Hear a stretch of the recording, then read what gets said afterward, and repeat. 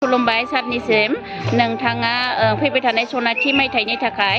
गासै रायजो राजाफोरखौ मा बुंहरनो सानो आंनि चेनेलनि गेजेरजों बेनो जिहेतु जोंनि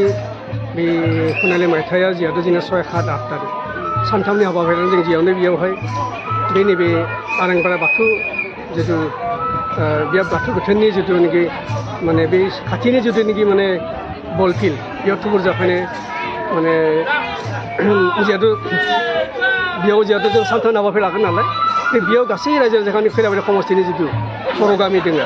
मथा-मथि जोंहा बर' गामि हिसाबै जोंहा टटेल जोंहा फ्राय 100 बर' गामि दङ गासै बे 100 गामिनि बर' रायजो राजाखौ गासैबो बेवहाय फैनानै थुबुर जाफैनायखौ लुगैजायो मानो होनबा जिहेतु जोङो मोनसे 50 बोसोरनि मोनसे जोङो जिहेतु फुजा बुंनो थांगासिनो दङ हिसाबै जोङो मोनसे रंजानाय दङ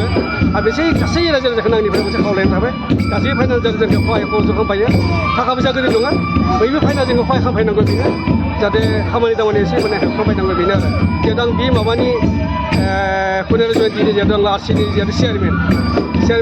लोगोसे खमसिनि आं सासे एमसिएलए आं गासैखौबो माने नियावहाय हेफाजाब माने नुजाफैनायखौ बेखौ लुबैयो आरो गोजोननाय थाबाय नोंथांसिम